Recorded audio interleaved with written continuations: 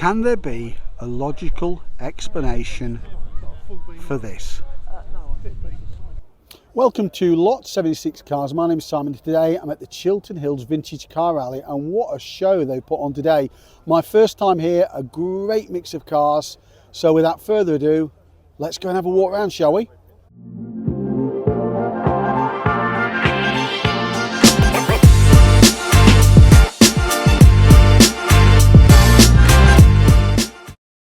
So what have we got here? Well, it's an Astra, but in actual fact it's a Bedford Astra van, a 1.6, a late one, apparently one of 5 left. None of them survived, hardly. I haven't seen one for years. It's pretty basic. The owners added a cigarette lighter and a radio, which in an attempt of a bit of luxury. It's got vinyl seats. It's got the Vauxhall switchgear that probably many people would recognise, and that dash that's tilted into you, sort of base door cards. Oh, it's in beautiful condition. It has been to Festival of the Unexceptional, this van, and it's certainly earned its place there. Wow. Well, when I say find another, I really mean it. I don't think you will. What a great van. So apparently at the launch of Sierra, dealers were so afraid of the reception to this shape, this sort of jelly mold shape, that they stocked up on the run-out Cortinas, what are they called, carousel, something like that. So this is an early one, and it's a Y-plated one. The car was only debuted, I think, at the NEC Motor Show of that year, and it's a Ghia.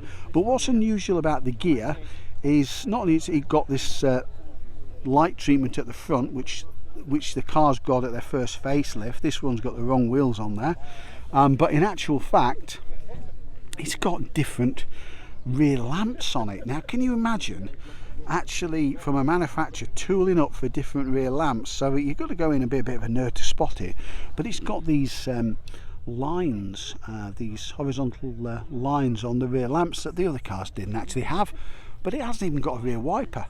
Well, there you go, Sierra Ghia. Now there's rare and there's hen's teeth rare. This is a Toyota Tercel, I think from 86. It's a 4-wheel drive Toyota, 4-wheel drive estate car, relatively rare. It looks like it's even from the number plate, even a relatively local car to here. They did come with white painted wheels. The owner says it's the wrong shade of white. Well, I'll take their word for it, but at least they're white.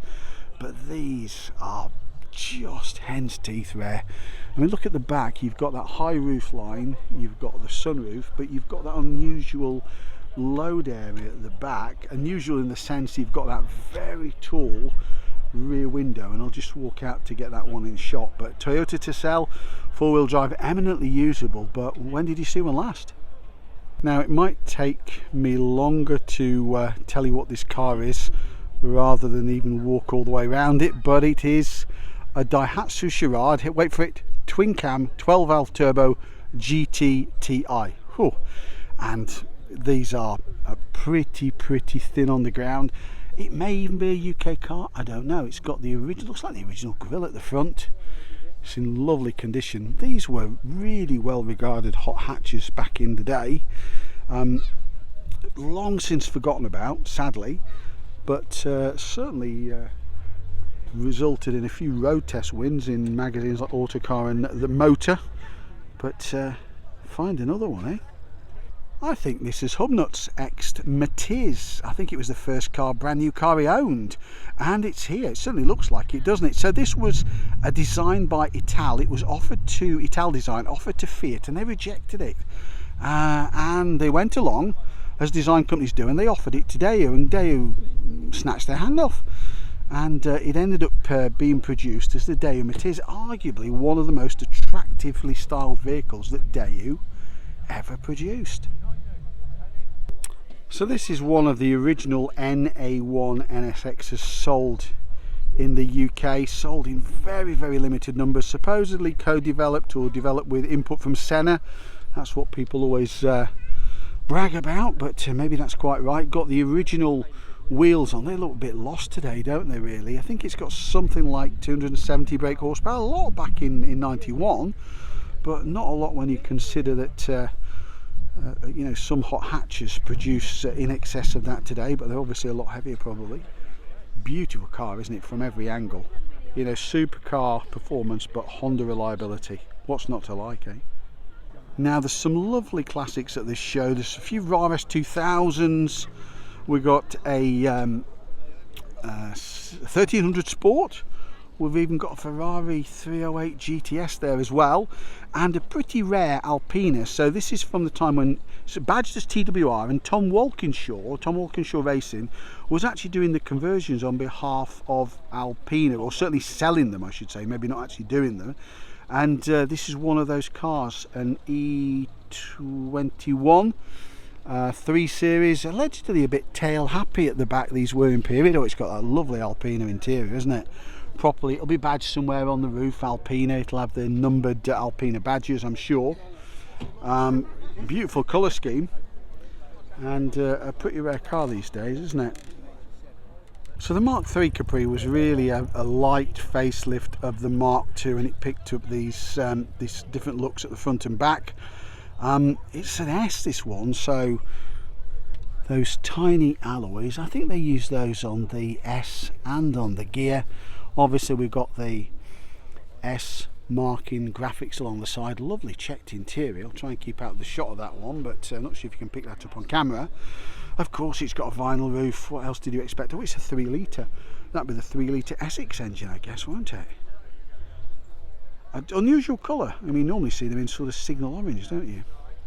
So this is also a pretty rare one. It was the very difficult follow-up to the Alfa Sud. It's the Alfa 33. So this has got the 1.7 litre boxer engine, I think, and it's the 33 1.7 green cloverleaf. Some unusual styling with this one. I think we've seen this car before at some shows a long time ago. I think it's from this area. How the styling, how that styling line on the side kicks up towards the back window. It's quite an eyeful, isn't it? Again, probably must be down as one of the rarest cars here, I suspect, today. So quite late in the life cycle of the Escort, it got a makeover. I think about the time of this, maybe 86, and it picked up ABS brakes. I think it was a form of ABS that operated on the front wheels. I think it was Girling or somebody like that. I'm not sure who, but some cars did have it. I had one with it for a time. Again, relatively a rare sight. I don't remember this colour at all. So 1.6, is it an LX? Who knows? Oh, nice to see that though, isn't it? Minis, yeah, we've got a few of those as well. Earlier ones, later ones. We've got even ones that have got the what sort of Golf livery tag. Oh, that looks quite nice, doesn't it? I don't pretend to know everything about each of these because some of these are highly modified. But what I do know, and I think you may be interested in, is having a look at this Moke a bit here, a bit further here. So these are being produced again, but they've been produced as electric only vehicles. Not sure how people feel about that, but this looks like one of the original cars, not from way back, but they were sold in other markets, even Australia. Well, thank goodness it's certainly not raining today. Can't imagine even with weather protection it would be too watertight. So the Ford Cortina Mark IV, the ones that didn't survive. Now this one has got a badge on it that says it's an S. Is it really an S? I don't know, it may be. An S is a pretty rare beast. It doesn't look like the interiors from an S. The back panel is normally blacked out on an S. Well, it is. Oh, I hope somebody puts me out of misery. Is it an S or not? I don't quite know. I'll have to Google that registration number, I suppose. If you want your Audis with extra fur, try the Audi, complete with tail. I'm not sure how you wash that car actually. You certainly couldn't do a car wash, could you really? Well, I've seen this one before. I think the guys have done it for charity. That must be the explanation, surely. Well, there you go. The Audi. So a composite body and doors that drop in the side. What else could you possibly need? But it is the BMW Z1, built in relatively limited numbers. I think the powertrain is only something like a 2.5 litre powertrain, but certainly this was the first Z car, certainly in terms of number. I love the colour. What's that, Boston green? Yeah, a lot to like about that one. This Punto looks rather like the one that Matt Richardson had. It's a P-plate, it must be early, it's an ELX, and it is in outstanding condition. How has this 90 survived? The paintwork is flawless. Don't know if the camera's picking that up, but you know, these were pretty much street furniture, rental cars, whatever. You know, bought on finance deals, many of them at the time, but how many actually survived? Well, certainly not many. Well, it isn't a totally Japanese car event, but this, what would it be, an A86 generation Corolla? Is one of a number of Japanese cars here. It's a left-hand drive car. Who knows where it came from? Clearly not a right-hand drive market, that much is clear. Wow. You know, there's something about that. Again, looks quite purposeful. It looks like it's just come off the set of Fast and Furious, doesn't it? Well, if you prefer your Escorts injected flavoured, then here we've got the XR3i. Very early cars were XR3s, carburetor cars. Then it went to XR3i, and by this generation, Ford had facelifted it. I think these had, what, 105 horsepower, something like that. Stick that in the comments if I'm wrong. Lovely to see one in that condition. This is when white colour coding was the thing. I know, I was there. If it could be painted white, you paint it white. Now that one's not gone the whole white bit, but does look rather nice, doesn't it? So the original 200SX was much more of a streamlined design. This sort of 3-box type design came later. I was lucky enough to have one of these, a brand new one, many years ago, and it made a huge impression on me. A manual car. Automatics are more popular. A lot of these has been totally drifted to death, sadly. So to find one that's almost standard, apart from the wheels, is a very rare occurrence these days. I love that style at the front. They gave that style into the facelifted cars. The original cars had a more rounded lamps, but they certainly look a lot more purposeful in that generation, don't they? So officially sold in the UK was the Suzuki Cappuccino, actually imported by Suzuki themselves, 650cc or something like that, 12 valve turbo, relatively low power, about 60 odd horsepower, but obviously not much weight to carry around. Really lovely little cars inside. I know some YouTube channels have had these. Reasonable amount of cabin space, I suppose, pretty cosy in there, even a bit of luggage space at the back. This one's got a luggage rack on at the back, and these don't survive normally too well. They do succumb to rust, but this one hasn't, has it? This must be about as good a condition Nova as I have ever seen. It's a facelift car. It's a special edition Fling, whatever Fling got you. It's got those gorgeous 3-spoke alloys on it. I love how the 3 doors had these sort of competition like arches on them as standard. And again, you know, pretty desirable cars, particularly in SR trim, but in this condition and with those wheels on, I'd hazard a guess that people would bite your hands off to buy that. That's absolutely glorious, isn't it? So proudly boasting on its badging, it's got a catalyst, is this Saab 900 Turbo, the classic 3-door design. It looks like, I thought it was black from a distance. I think it's probably more navy blue, although I struggle to tell the difference between those two colours personally. Factory sunroof in there, that very upright screen design. I'll try and just put that in there so you can see how upright it actually was. The bonnet that I think goes pulls up at that end near the bulkhead and hinges forward. A lovely condition, isn't it? There's a later one because it's got the slant front. The early cars had the flat front design, but Saab Turbo, that was the one, wasn't it? Remember those in the Human League video? I think that was probably a 99 Turbo though. The long-awaited successor to the E-Type Jaguar came in 1975. These are very late cars.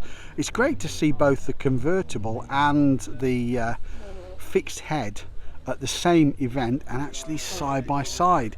So you'll notice this later car, the side windows have been made a little bit bigger. The actual window itself isn't, but they're made to look a bit bigger. So this would be towards the back end of life where it got the rear styling, which is actually different. And then what you'll see on the convertible car came later. They did was produce a cabriolet version with a hoop at the back. So that's the pre-facelift treatment to the back end of the car, and it's a very lovely convertible. You even get a kid's seat in there, which is going some, isn't it? That's probably the only people who could get in the back of one of those, I guess. What a huge amount of car for such little space inside.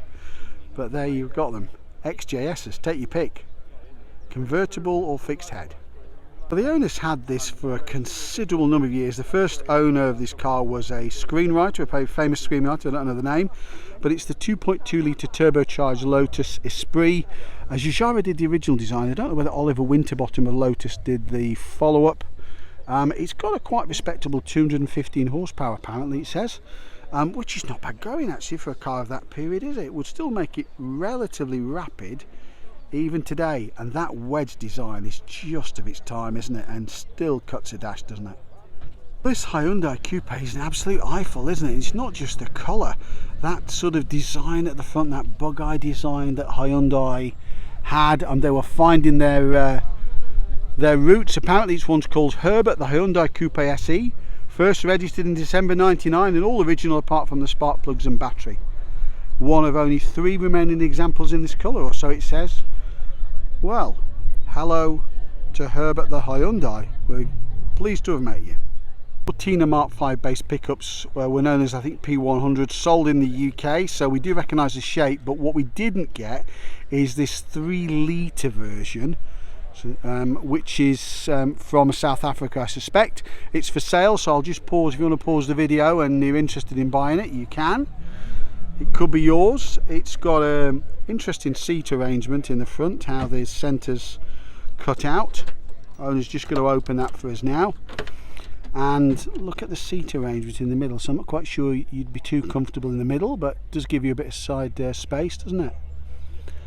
It's got door cappings, look like they've come from a Ghia. Definitely looks like a South African vehicle. Wow, what an eyeful that one is, and it could be yours. So there you go. There is a lot to like about the Rover P5. This is the later one with the 3.5 litre Buick engine that everybody knows. I never tire of seeing these, to be honest. I don't know if you do, and apologies if you've seen these many times in the video.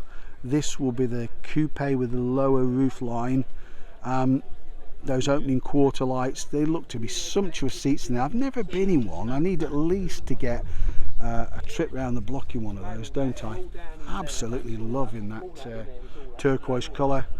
Favourite of Margaret Thatcher and of many government ministers over the years, and honestly I can see why. What a statement car that is. Beautiful. A beautiful, beautiful Mark I Fiesta, but around the time of the facelift, why those look like the facelifted bumpers? Is it Jupiter red? I don't know, you tell me. I think it's Jupiter red, maybe I made that up. Different wheels, very subtly modified, very clean inside as well. What a lovely looking car that one is. We'll try and get the one in shot without tripping over, if we can. So this is a rare gem. It is a 3-owner Chrysler Avenger. It's lived in the same street all its life at 2 different addresses apparently. It did spend a fair bit of time outside. The owners then restored it, but this would probably be a Linwood built car, built at the ill-fated, or it turned out to be ill-fated, Linwood plant. The owner's going to open it up, so we're going to get a look inside it now. A lot of the seat fabric's been replaced because of sun damage, but inside it is about as an original a car as you can get, and it's local to this show. It's always lived in this area. The owner might be selling it, but he hopes it stays in the area. But it's absolutely, I mean, this is truly original in terms of specification. It's one of the facelifted cars. We're going to have a quick look under the bonnet as well, so let's have a look around. The owner's very kindly opened it up, and it's probably as original under there as it is the rest of the car. It's had a bit of paint work over the years, but if you're looking for a very usable Avenger, this may well be the one for you. That's absolutely glorious. Let's just get that in full shot. Few cars will be as original and as well known as that. The history on this one. This is a blue mink rare colour Cortina Mark II 1600E. Now the guy who's restored this tells me a lot of the metallics didn't survive. They were lacquered, but the lacquer just didn't do very well, and pretty much even in period metallic paint was a bit of a no-no in terms of longevity. Now this one's been restored. It's a local car, restored for a local owner. Absolutely provenance beyond compare, really. And a note for nerds out there, apparently the positioning of the reversing lamps inside the overriders is a later edition, I think, just for that model year. Normally they're outside the overriders, but there, you didn't know that, but if anybody asks you the question, you do now. So it's an MG Metro, I hear you cry. Yes, but it's an MG Metro 1300 Cabriolet. So apparently 6 of these allegedly were taken from the MG Rover production line, or what they called Austin Rover at the time, and converted by a company called Top Hat Conversions. And this apparently is the only one that survived. Well, I've never seen another one. You certainly see later Metros, don't you? But nothing like this. Great on now the sun's come out. That's the perfect car for today, isn't it? Very unusual, and that gets a tick in the box from me. So the best selling car of 1965, ADO 16, sprung an estate version. In fact, I think it was also called Traveller. I don't often see the Travellers like this. Isn't it odd? These days a 3-door estate car would seem a bit ridiculous, but then it wasn't. Quite a usable little estate car. Probably a huge amount of room in that compared with the outside space. Oh, okay. So I'm testing all my car identification skills here. I think it's a Daimler Majestic. I think from a time when Daimler was still an independent company owned by BSA, Birmingham Small Arms, more famous for their motorcycles. An opulent place to be in there. Very, very elegant limousine. You'd be a pretty important person to drive around in one of those, or to be driven around in one of those, I suspect. So here we've got a Bedford HA van based on the Viva.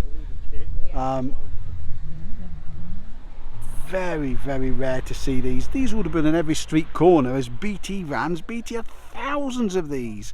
Absolutely thousands. They weren't really known for great rust protection, and of course, like many commercial vehicles, they were used, abused and run into the ground. But Bluebell, as this one is affectionately known, is used for a charitable egg run every year, and is a very well-known vehicle apparently.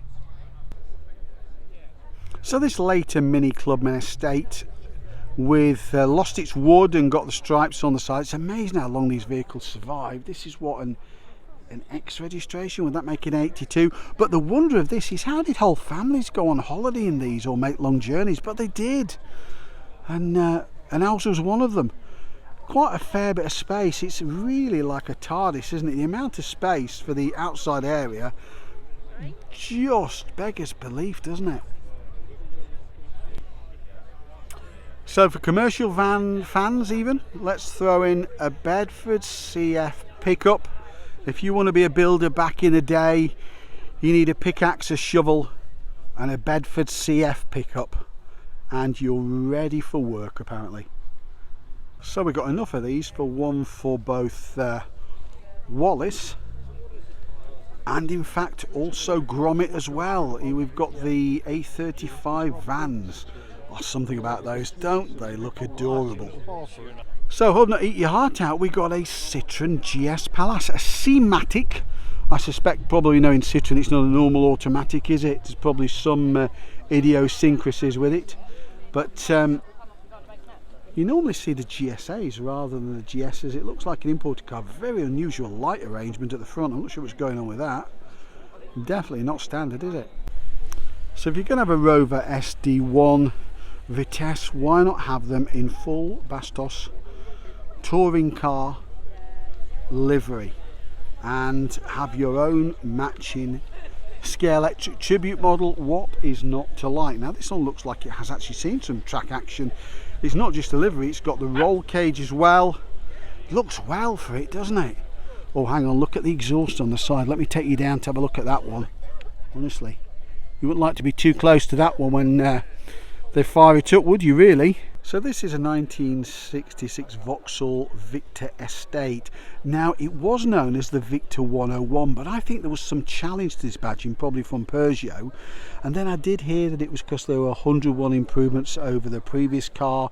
Who knows whether that's true or not? If you know the real story on that one, put it in the comments. But this particular one does have the 101 badging, and it's a 101 Super. So is it 101 improvements? Who knows? If you know the real story on that one, please let me know.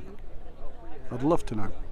So we've got a Ferrari 365 GT4. I guess the 4 is the 4-seater. The 365 is to do with the capacity of a single cylinder. A bizarre way of naming them. Got a fantastic V12 under there. I'm assuming the engine, the bonnet prop is non-standard Ferrari item, so obviously not too confident about those. These would be incredibly expensive car. Apparently it had one previous owner and was in the family since 1978, having completed just 27,000 miles. So they do look something, a proper grand tour of these cars, really are. And starting to become a bit more appreciated, and to be honest with you, I really like those. Something about it is typically, it looks like a car from the 70s, doesn't it? So although this is badged as a 2.8, it's actually a 2.3 litre L originally, so that's a V6 engine, so it's got the 2.8 Cologne engine in now, but more importantly it's an L, so it's as basic as they come. It's got the 4-speed gearbox. We're going to have a look inside. My dad had a 2 litre, couldn't quite stretch to the larger engine. 4-speed gearbox there, very familiar Ford dash of the period. We've got a decent parcel shelf on the top. Well, we've got cloth trim, I suppose that's something, isn't it? And as I may have mentioned, it is in a rather unusual colour called Highland Green, and I must admit that I've rarely seen cars in that colour. Well, I hope you've enjoyed that Granada as much as I have. I think with the Transit it's celebrating a big birthday. Wasn't it launched in 65? Put that in the comments if you know. A real step forward from the previous vans, the Thames range of vans that Ford used to market their vans under. The bank robbers vehicle of choice, a van that actually handled a bit more like the car. And we've got one of the facelift ones here. Now this is a multiple award winner, this custom one, but I must show you around the back of this one. You may have seen it on a video a long time ago from the NEC, but it's really special. The paint is next level on this, absolutely next level interior. Look at that velour interior, but it's important just to get a look in the back of it and just to see that it's a full-on Jack Daniels bar. So you suddenly have a need for Jack Daniels, then your need is answered. So this is absolutely fabulous. It's a very rare Mark 1 Series 2 Granada Minster. It's got a long wheelbase built by Coleman Mill, who built some Coleman Mill even, and it's an extended wheelbase, so it's not as long as some of the limos that you would see, but in actual fact it's got that extended wheelbase, so eminently usable, and still you can park it. A very nice Triumph Herald Estate. You don't see the Estates that often. Separate chassis and body on the Triumph's Herald. Triumph didn't have the capability to build monocoque bodies, but they could build a chassis and then mate it to a body, and that's what they did. Again, a very useful 3-door Estate. Look at that glass area, it's massive. You can pretty much see right the way through the car from the back. Very thin pillars. What a lovely little car that one is. So we've got a Vauxhall Victor VX490. I'm assuming 4 is 4-cylinder and 90 is the brake horsepower, but I can't think. But it's certainly classed as was a sporting saloon of the time. In fact, there's an article in the back window that shows a road test between the VX490 and the Mark 1 Cortina GT.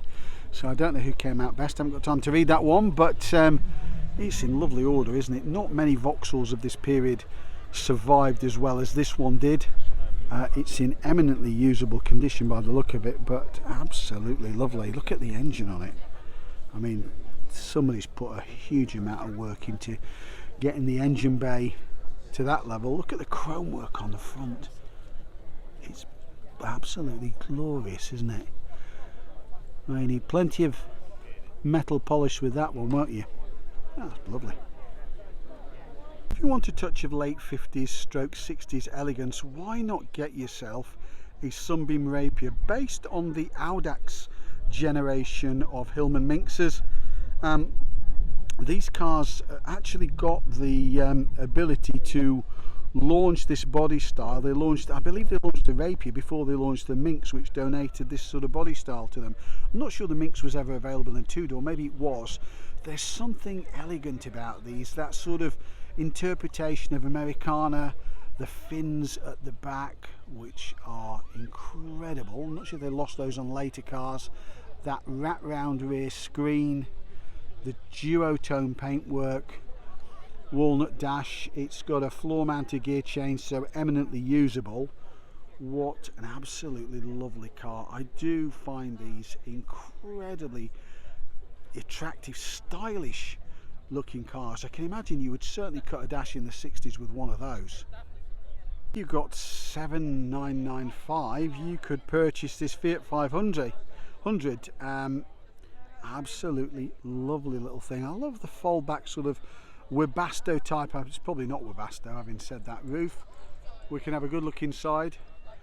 You think you sort of pick it up under your arm? I'll put it in my rucksack, that one, don't you really? It's got the luggage rack on the back. Well, why not?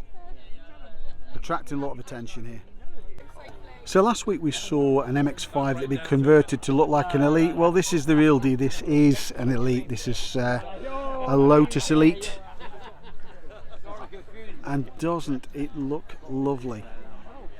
Well, there may not be a cloud in the sky, but there's one in front of me here, and it's a big old cloud, I tell you that much.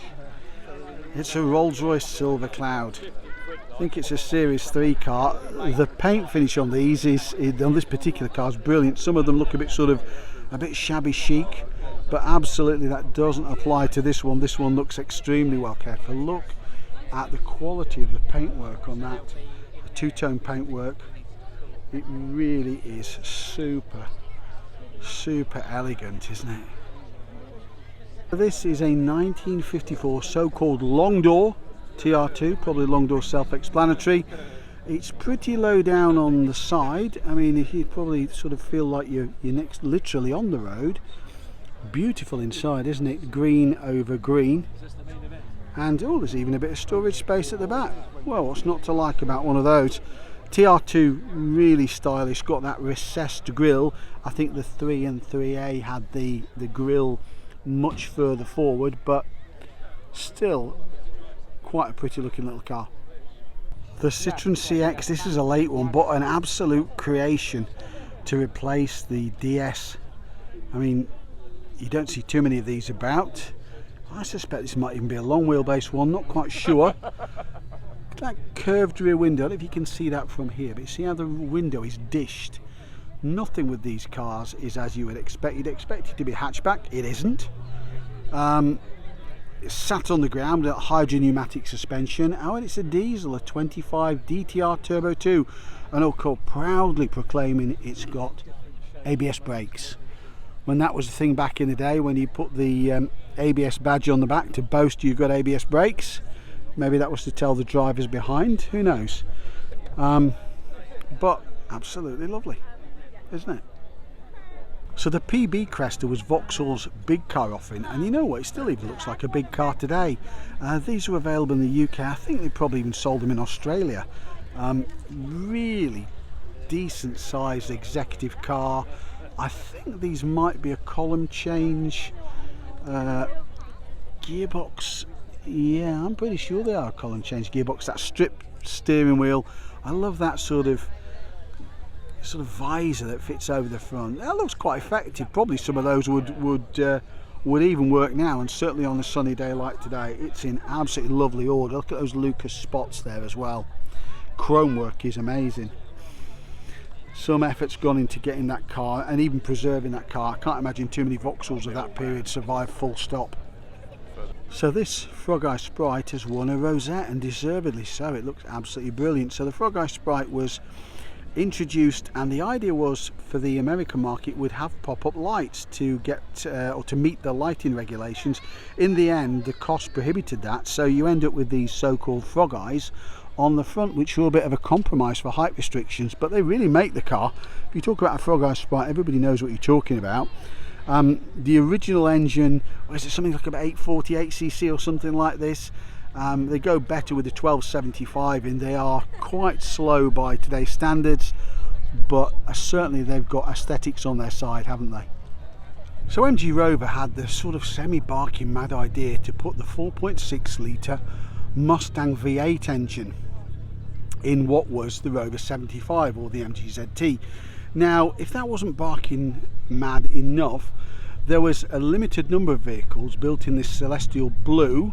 I think this is the only one in this particular colour that took the power to 400 brake horsepower with a limited slip diff. That's against a standard car having what, circa 260 as the name implies. It's a beautiful colour, but what an absolute wolf in sheep's clothing that one is. Some cars are hard to walk past, and literally with this case, this Pontiac Super Chief is one of them. I mean, look at this. This is no shrinking violet, is it? We've got the stars. In case you didn't know, it's a Super Chief. It's on the back, it's on the sides in chrome. It's in that beautiful two-tone green with those wraparound screens. Look at this sort of decoration on the end of the wings here. Wow, I mean, there is chrome every single place you can look. There's chrome. Look at the bumpers. There is something massively imposing about that. 50s Americana or early 60s Americana, and there's one next to it as well. That looks like a Cadillac.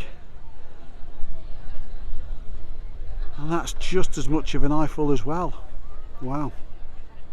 So here we've got a very rare Audi V8 from 1993. I know this car well because I co-own it with Lloyd Vehicle Consultants, Joseph Lloyd, and this car's had a full mechanical restoration, refresh, and it's also spent a day in the Maguire's Bay.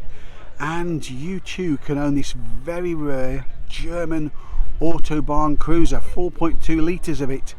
Attracting a lot of interest. Is he interested? Well, who knows, we'll go and ask him in a minute. But if you are, contact either Joseph Lloyd or myself and you'll have one of the rarest cars in the UK.